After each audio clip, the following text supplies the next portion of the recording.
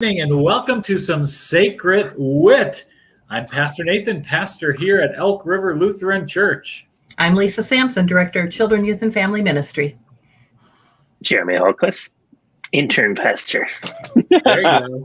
And I'm Taylor Quinn, the Director of Music Ministry and Worship. Welcome.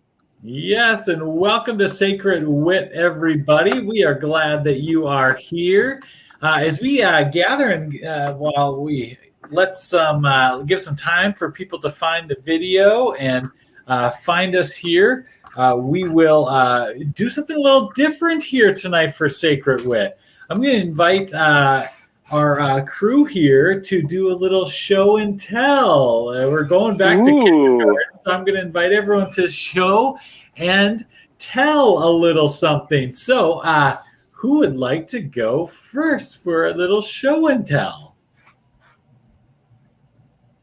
I will. All right, Taylor, what are you going to show and tell? Okay. Well, I thought really long and hard about what I wanted to show and tell. And I looked around my office, and because I'm not home tonight, I looked around my office and realized, son of a gun, about a month ago, I cleared out everything interesting about my office to do a little reset, except for one thing in specifically. It is a 3D puzzle of a swan. Do you guys know what a 3D puzzle is? It is little jigsaw pieces, and you put together this swan. And Daryl has this tradition of giving me these puzzles every year for Christmas. There's a diamond, there's a teddy bear, there's a castle, and a carousel. So this one he gave to me because at my office I can overlook the Mississippi, and when late fall, early winter, tons of swans will show up. And so this is an office decoration for me from my husband, and it's a 3D puzzle. So if you ever want a challenge, try putting this together again. I believe it. They're so fun. So that's my mascot. That's my show and tell. I'll put it right up here. Nice. Well, if you're just joining us, we're playing a little show and tell this evening to get us started off with Sacred Wit. So Lisa or Jeremy, when do you want to go next? I can go. I had about 7 minutes before we started this after I got Nathan's text to do this. So I limited myself to something I could find in these drawers in my armoire here. And what I came across is more of a memory. But when I moved my parents into the nursing homes, I found this little pocketbook. My mom used to call these pocketbooks. And inside, a little coin purse. Inside is a stack. I'm going to see if I can balance them of dollar bill or silver dollars. And each one of these, my mom worked in a bank. And I said, "Oh, Mom," I said, "were those from your banking days?" And she said, "No. Every time we went to visit my favorite aunt and uncle," I hope none of my other aunt and uncles heard me say that, but my favorite aunt and uncle down in New Lenox, Illinois, Uncle Don would give all the kids a silver dollar. And sometimes I spent mine, but sometimes I said, "Mom, hold this for me. These are my silver dollars that my mom kept for me." So I have all these. And of course, now I don't know what to do with them. I just keep them in my drawer. So now I shared them with you. So that's what I picked for my show and tell tonight. I like it. That is cute. How many are there? Oh, I didn't count them. I just shoved them back in there. I think there's about 20. Yeah. 20 years worth. Well, we went a couple times a year. And so I think over the years, my Uncle Don gave away a lot of his money to all his nieces and nephews. Sure. That was a big deal. He was my favorite. Nice. Fantastic. Well, Jeremy, do you want to go next or you want me to? I can go next. All right. So I don't necessarily have a show, but I have a fun story. So we are studying the Pentateuch for the Bible.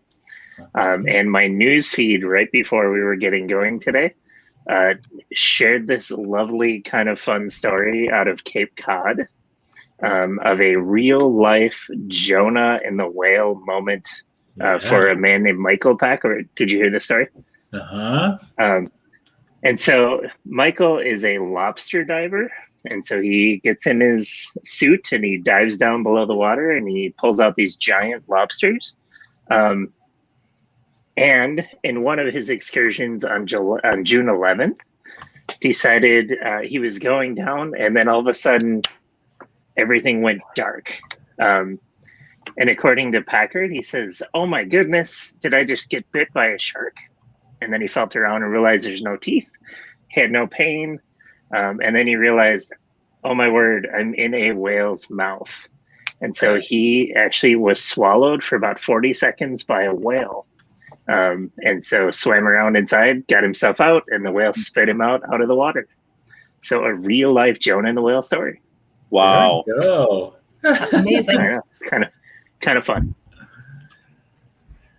Nice. Well, for everyone who just joined us, jump in, comment, say hello, introduce yourself. We'd love to meet you. We're just doing a little show and tell while folks gather. My show and tell is coming from a galaxy far, far away.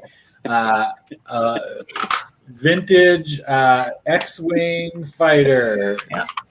Electronics work and everything. Luke Skywalker is here flying it. I used to have a lot more vintage Star Wars toys, but I've been thinning them down. So I've only kept some of my very favorites. And the X-Wing is one of my favorites. Just an old vintage sweet toy from the 70s. So, What a nerd. oh my May the God. force be with you. Yes, thank you. And also with you, my Thank dear. you. Yes, a good Lutheran response. Yeah. Well, we were just doing a little show and tell and sharing to get started here, but welcome everybody. We're glad you're here for some Sacred Wit here. Jeremy actually kind of alluded to the fact that we're starting this new sermon series that's called Binge the Bible. And in 6 weeks, we're going to go through the Bible from Genesis to Revelation. In 6 weeks, 6 episodes. We'll be dropping 1 episode per week. So on Sunday mornings, we're going to do something a little different where we're going to have not really 2 sermons, but kind of. We're going to have a biblical preview, kind of like a preview before the movies, because Binge the Bible, it's kind of like a Netflix-y kind of thing, movie kind of thing. And so we're going to do a biblical preview where we're going to introduce some of the history and a little bit of background about that section of the Bible that we're talking about that week. And then in the sermon will will be less of like a lecture about biblical history and more of like, so what does this mean for us then? What does this section of the Bible have to say to us for everyday life? And so we get a little double thing. And then on Thursdays, starting tomorrow at 11, Jeremy and I will do a little biblical breakdown too, a Binge the Bible breakdown, where we'll go into a little more kind of background about each week's section of the Bible. And this week's section is the Pentateuch. So we'll be hearing about the first 5 books of the Bible: Genesis, Exodus, Numbers, Leviticus, and Deuteronomy. So, did I say them in the right order? I think so. Coming out this weird way, but anyway, that's what the 5 are. You have to look in your Bible to get them in the right order. And so, for tonight, we are going to introduce ourselves into this Binge the Bible movies, Netflix-y kind of series with a little game of Bible movie trivia. So, Go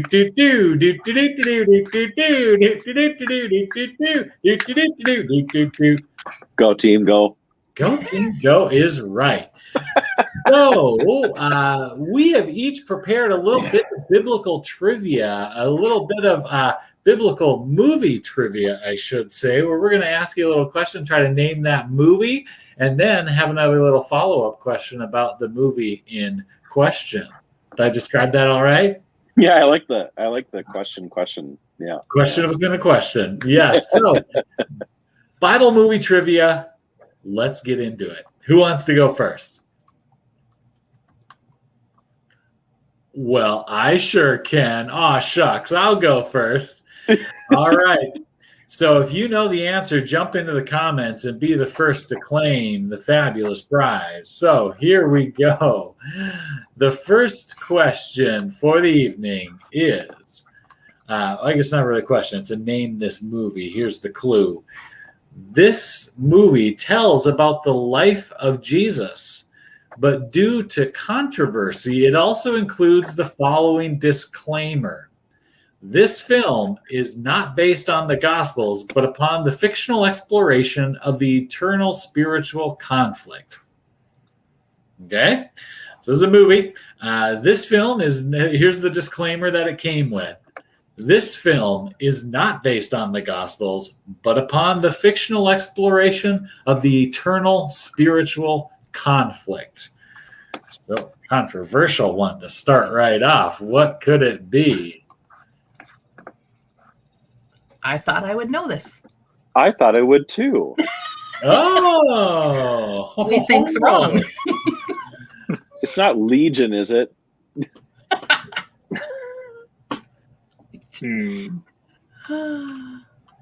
Ooh. So it has something to do with the Gospels, but not from the Gospels. Mm-hmm. Uh-huh. Oh, this is fascinating. Okay. All right. All right. Okay. All right.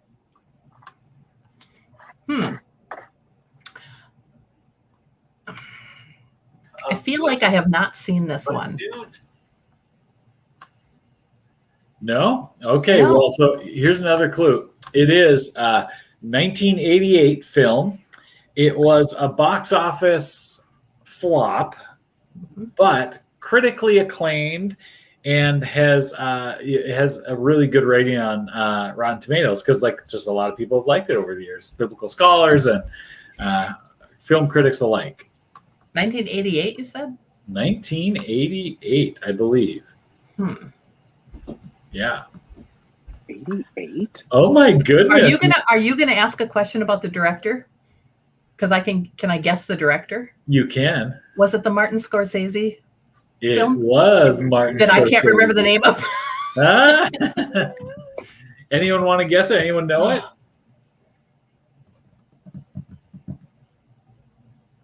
What could it be?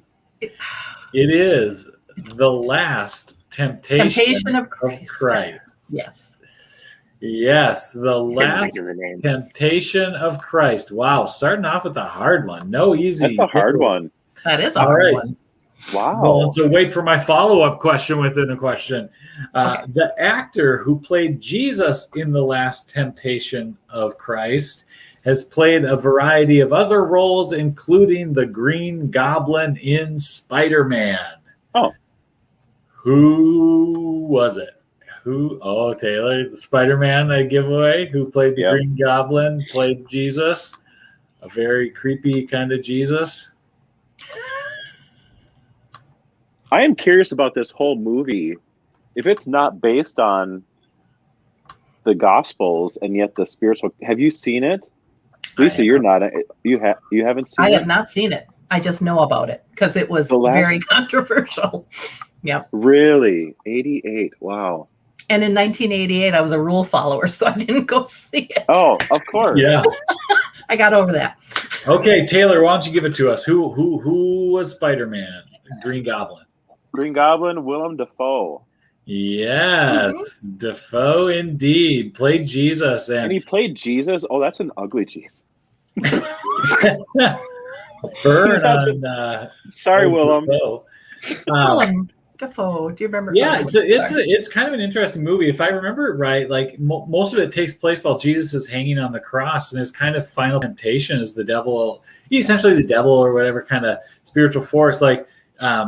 He's kind of tempted to just walk away from this whole Christ thing and just live a normal life. And so, he gives into the temptations of the flesh, if you will. And so he essentially, ends up married to Mary Magdalene. They have kids, and it's this whole dream kind of sequencey kind of thing. It is cool and very thought-provoking stuff. So anyway, based on the Gospel of Thomas, then. Based on no. it's based on a novel, and then Scorsese made it into movies. Oh. Anyway, I hope you all have better and easier questions than how I started us off. So you did start us off hard. Oh my gosh! I know. So we're Well, I doing can go- movie trivia if you've just joined us, biblical movie trivia. So Lisa, do you got the next one then? Yeah, I've got a little bit more of an elementary into this whole topic. So I'm going to read the clue because I can't remember the whole thing. So in the original movie, there were 2,500 actors, extras, carpenters, painters, cooks, staff, and film crew. And there were 3,500 animals used in this first movie. In the more well-known version, made 33 years later, there were 14,000 extras alone and 15,000 animals. What movie am I? Do you need all those numbers again? Yeah, what was the number of extras? No, it was a lot. Yeah, there was like tons more. That sounds epic. Like a grand. Yes.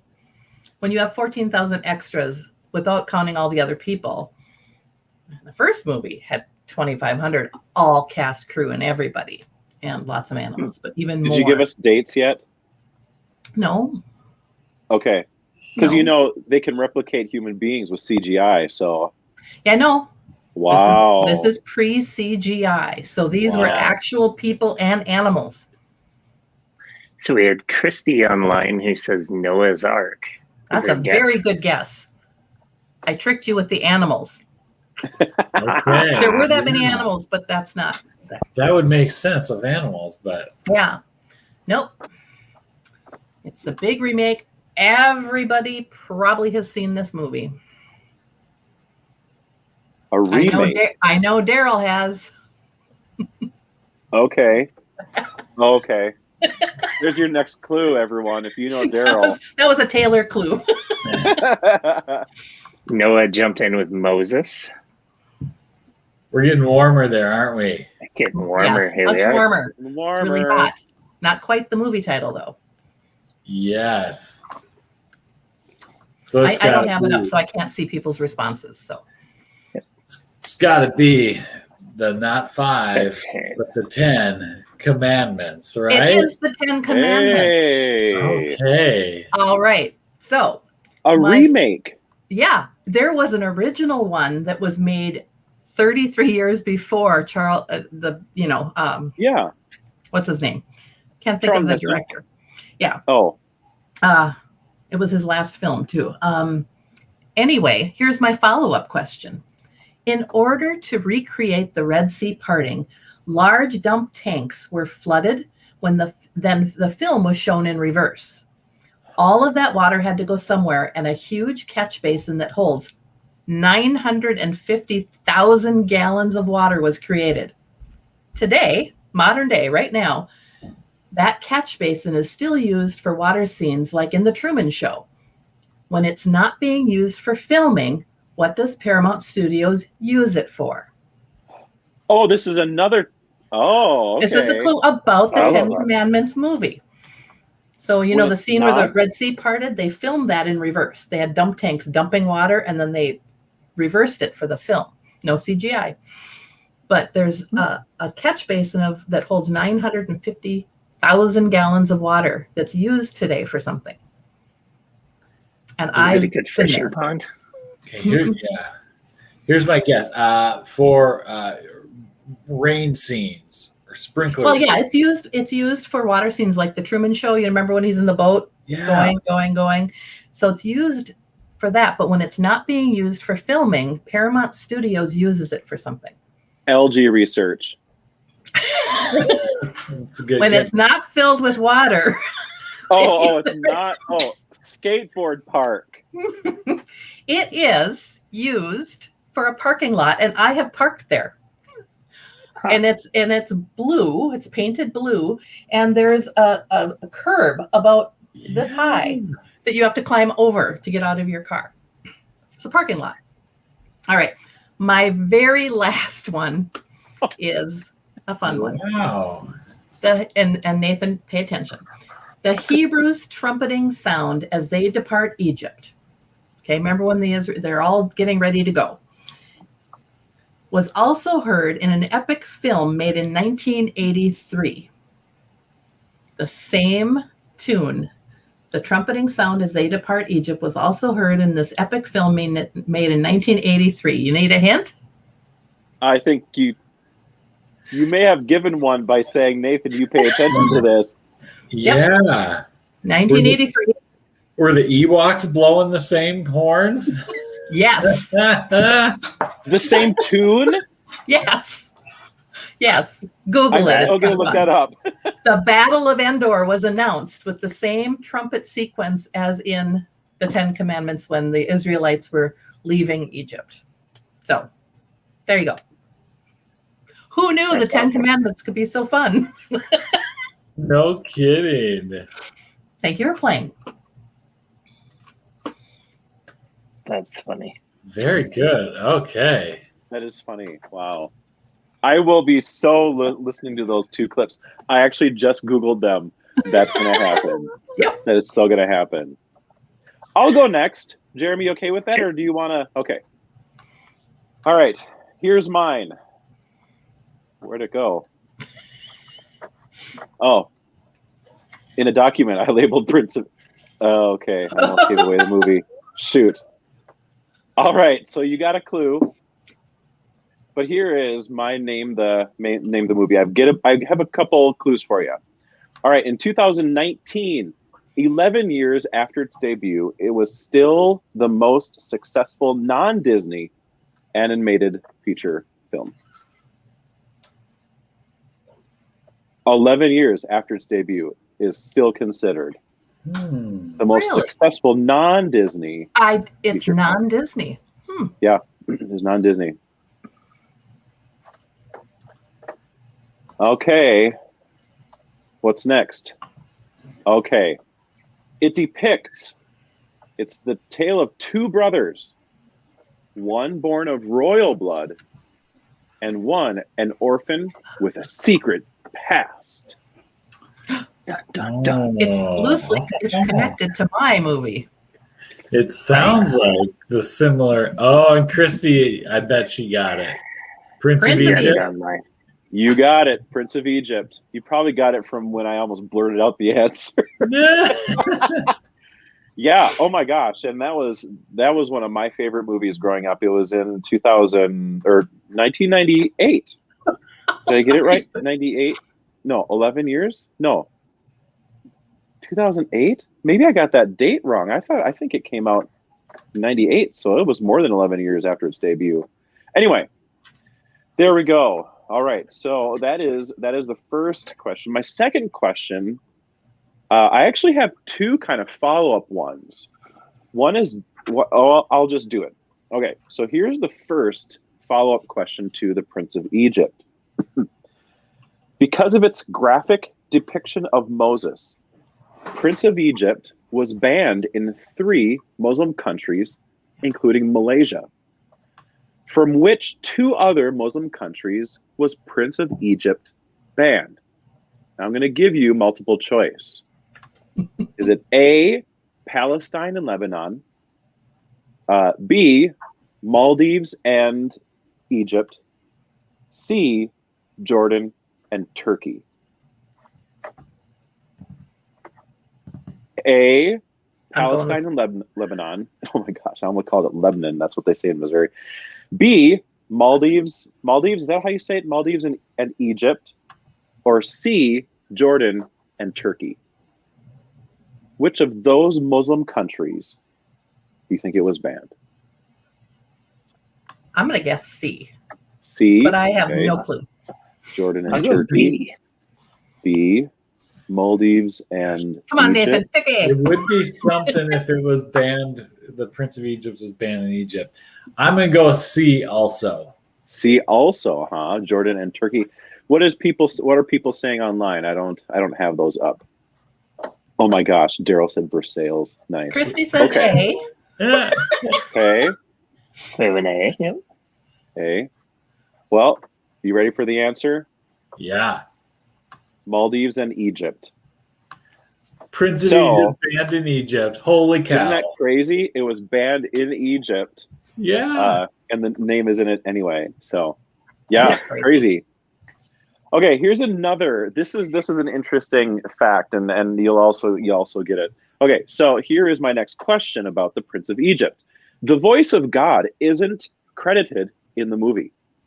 Although it was recorded with all the actors whispering God's lines, one voice stands out among the rest.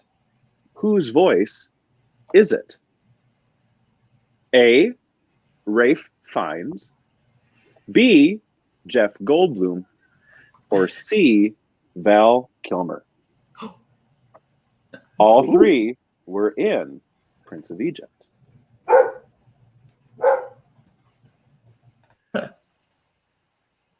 So the voice of God is not credited. All of the lines were recorded with all the actors whispering, but one voice stands out among all of them. Which one is it? Ray Fiennes, Jeff Goldblum, or Val Kilmer? Henry thinks B. Okay, Henry thinks B. All right. Henry Yep. thinks nice. Okay, all right.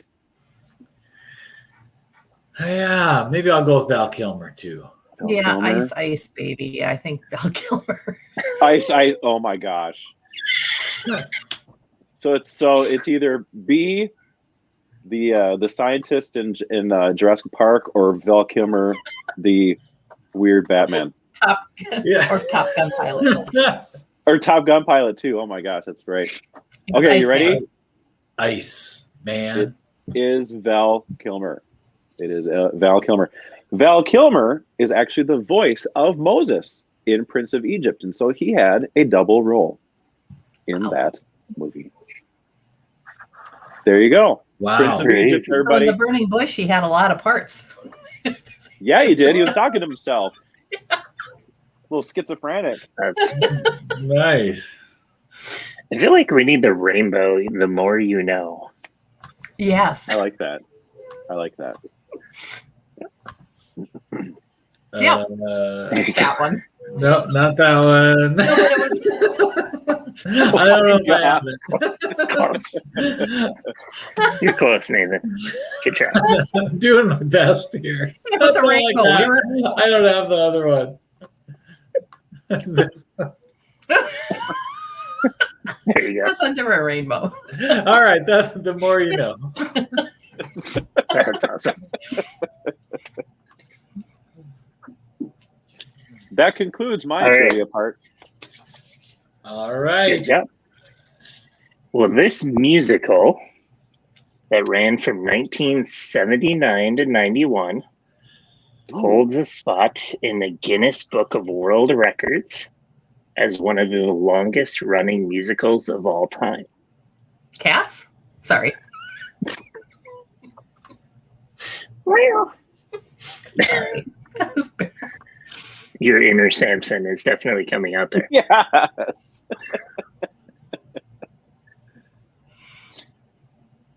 So the longest running. What are the close, dates Vicky. again? From 79 to 91. 79. Christy, Jesus Christ Superstar. Ooh, not quite. 79 to 91, you said? Yep. Ah, What other ones are biblically based? I forget which one you picked. someone's got a colorful coat. There you go. And it is the sexiest man of the year when it came out on VHS. Ew, really? Yep. For his long flowing hair and his Okay. lush brown eyes. Probably did Willem have- Dafoe. Yep. It's got to be Willem Dafoe. More Val Kilmer, I think, but Or I Val used Kilmer. to have his picture on my wall when I was a teenager. So Oh, heartthrob. I had Yeah. David Hasselhoff.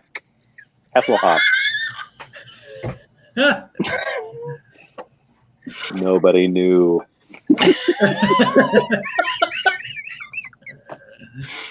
All right. It includes a coat of many colors. Would you dare say it's Technicolor? Yep. I have a dream. What? Is that what Rachel was wearing on Sunday night? That was. Yes. That was a The Technicolor sequin. coat. Yep. There you go. Joseph and the amazing Technicolor dream coat. It's our Yeah. movie for the night. Joseph and his coat. Shake it. Yeah. However, I'm going to give you another piece of useless bar trivia, if you would. The original Joseph and the Amazing Technicolor Dreamcoat had a whopping runtime of, I'll give you multiple choice here. A, 123 minutes. B, 15 minutes. C, 65 minutes. Or D, 32 minutes. What was the question again? The original Joseph had a runtime of 123 minutes, 15 minutes, 65 minutes, or 32 minutes.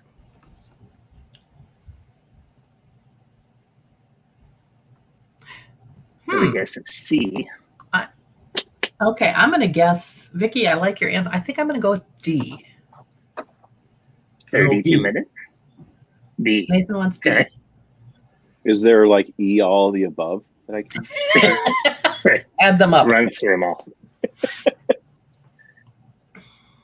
We have a B from Kirsty. Is it the original production or the actor who played Joseph? The original production. I see. Oh. Ooh, this will be interesting. Okay.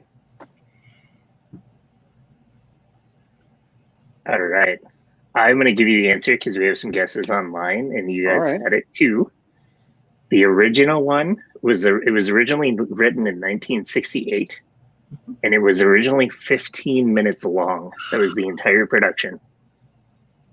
And so it was adapted after that to that long production that came in the 70s. Oh. So, wow. Yeah. So the whole thing was 15 minutes, and it was meant to be just kind of a throwaway production. And it turned out to be this masterpiece. Yeah. That's amazing. Dude, one of the longest running. Yep. That's what they said. Keep going. Keep going. 15 minutes. They said, no, keep going. More story. More story. All right. Here's the last one that I have. Right. Joseph's coat online, or when he was in the video production, was 39 feet long, meaning the tails of his coats were 39 feet. It weighed a whopping 44 pounds. Right? And here's the trivia question. It cost this production company this much money to make. So your guess is $6,000, $33,000, $14,000. A, B, or C? 6, what were the numbers? 33, or 14? I'm going to go with the big number. Back in 79. Oh, 14,000. Okay. Yeah, I'll go with 14. I'll go 14. 14? Yeah. You would be correct. $14,000 coat. That's a deal. Coat. Twice the price. Wow. Man. Fun facts you learn. Did you find out if anybody, like if it ever auctioned off and someone paid for it at all? That would be interesting too. Oh my gosh. I wonder if it's at the Smithsonian or something. Right. It's a Someone cool Google piece it. of trivia. Come on. All right. All right.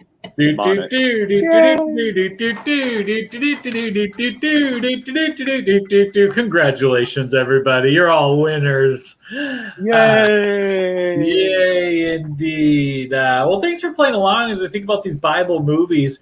We're going to be, in the next weeks ahead, working through the Bible. We're going to be binging the Bible 6 weeks to work through the entire Bible, Genesis to Revelation, in just 6 episodes. So each week we'll take on one section of Scripture, starting this week with the book of, the books of the Pentateuch is the name of that first 5 books of the Bible, gets labeled as the Pentateuch. And so we'll be studying that, hearing a little bit about that this weekend, as well as Jeremy and I will be doing the Bible breakdown tomorrow at 11. So if you want to come back at 11, you sure can. But to wrap up Sacred Wit here for tonight, Taylor has a song for us. And after the song, we're going to share the best part of our week. So I want to encourage you to think of, you can be typing yours. We'd love for you to share in the comments what has been the best part of your week. Don't be afraid to brag. If you have done something awesome or accomplished something. It could be big, it could be small. What has been the best part of your week? We'll share ours after the song, but feel free to jump in the comments and share what's been the best part of your week. And when we share those joys, it's contagious. It's great. So, Taylor, tell us or take it away. Whatever you tell us about it, sing it, whatever you're going to do. Thanks, Nathan. Your weather forecast, no. So I'm going to sing When You Believe from Prince of Egypt, which is an award-winning song. Whitney Houston and Mariah Carey sang it. Well, a little disclaimer. I'm not Whitney Houston, nor am I Mariah Carey. I'm Taylor, just putting this thing together. So this is When You Believe from Prince of Egypt. Many nights we prayed with no proof anyone could hear. In our hearts a hopeful song we barely understood. Now we are not afraid, although we know there's much to fear. We are moving mountains long before we knew we could. There can be miracles when you believe. Though hope is frail, it's hard to kill. Who knows what miracles you can achieve? When you believe, somehow you will. You will you believe?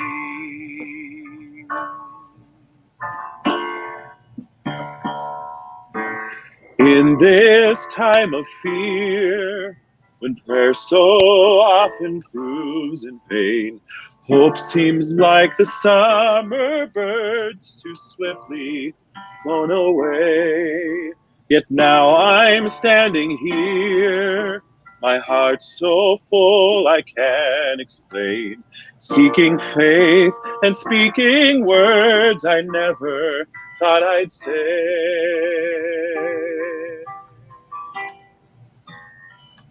There can be miracles when you believe. Though hope is frail, it's hard to kill. Who knows what miracles you can achieve? When you believe, somehow you will. You will when you believe.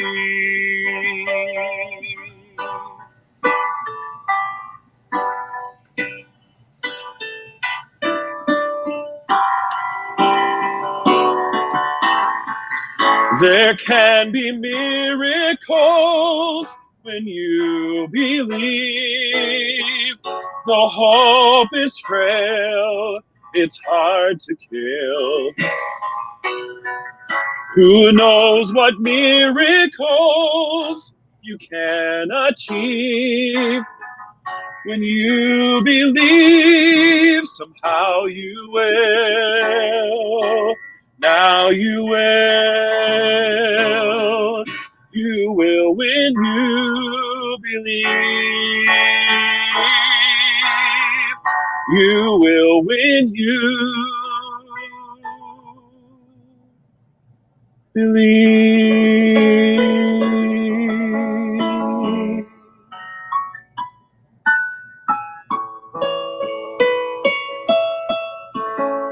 You will when you believe.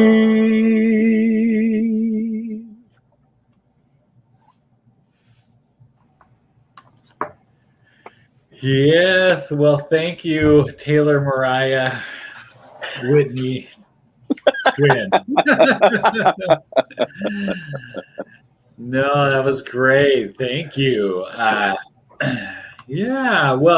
That is a fun song, and you just sang it wonderfully. And it's a great way to get into sharing some of the best parts of our week. So if you're still with us here, we'd sure love for you to share what has been some of the best part of your week this past week, and we'll do the same. So who'd like to start us off? I can start us off. This weekend was a very busy weekend with a lot of very cool and fun stuff with Rachel Kurtz at the church, which was awesome. And Stanley and Teddy and I went to a Twins game, and we just really loved it. But I think the best part of it all was we also just had friends visiting from North Dakota, a couple who he was the pastor that I worked with out in Minot, and we had babysat their kids a lot when we lived there, and now they are all adults. And so they came and stayed with us, and we just had the most fun time with them. And 3 of their 5 kids were there. And like I said, they're pretty grown up now. The youngest 2 just graduated from high school, and the other one's old and moving out to Michigan. And so they stopped by on the way out, and we just had an absolute blast with them. And so that was the best part of my week. Excellent. Yeah. Rachel Kurtz's concert and her presence on Sunday was great. But I will share actually another part of my week that was the best. Normally during the summer I sing with a choir called the Summer Singers. Well, I decided not to sing with them this summer. So I've kind of been missing some choral singing, and I actually found there's someone in Edina who is looking for a singer to be part of their choir for the next 4 weeks on Wednesdays. So tonight would have been the first rehearsal, but next week on Wednesday, I go down to Edina, and I'm part of a choir for the next 3 weeks as a bass section leader and a singer. So that's a really good feeling for me, just to get to do that again. So that's the best part of my week. Good. I think the best part of my week, I see that Joyce is online with us tonight, and that's my son-in-law's mother in Indianapolis. And I think hers and mine are the same thing.